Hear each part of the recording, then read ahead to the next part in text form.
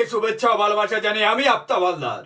আজ আপনাদের বলবো কলকাতার বইমেলায় কোন কোন দেশ বাদ পড়েছে।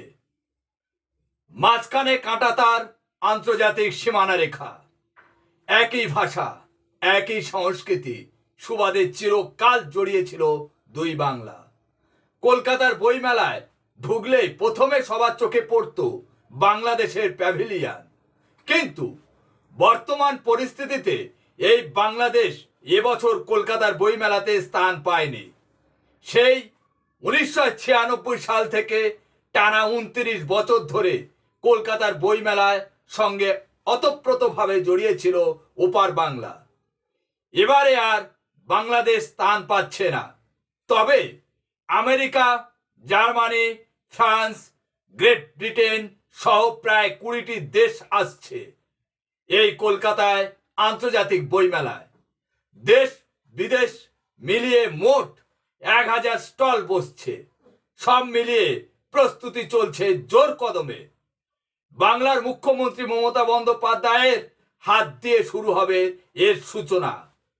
তারপর খুলবে বাঙালির দ্বিতীয় বৃহত্তম উৎসব বইমেলা।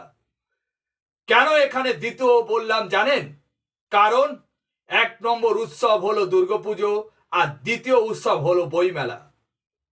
এবারে এই আন্তর্জাতিক বইমেলায় 48 বছরে পা দিল। এই প্রথমবার বইমেলার ফোকাল থিম হচ্ছে জার্মানি। বাংলার সংস্কৃতি সামনে রেখেই গড়ে উঠেছে তাদের থিম প্যাভিলিয়ন। পাবলিশার্স অ্যান্ড গিল্ডের সূত্রে জানা গেছে 1996 সাল থেকে গত বছর পর্যন্ত কলকাতার বইমেলায় টানা এসেছে বাংলাদেশ। প্রায় 29 বছর ধরে বাংলাদেশ এই বইমেলায় অংশগ্রহণ করেছে, কিন্তু এবারে পরিস্থিতির জেরে বাংলাদেশের প্যাভিলিয়ন থাকছে না। তবে পরিস্থিতি যদি স্বাভাবিক হয় তাহলে আগামী বছর থেকে আবার বাংলাদেশের প্যাভিলিয়ন আমরা বইমেলায় দেখতে পাব। এই বইমেলায় বিদেশি স্টল থাকছে 20টিরও বেশি।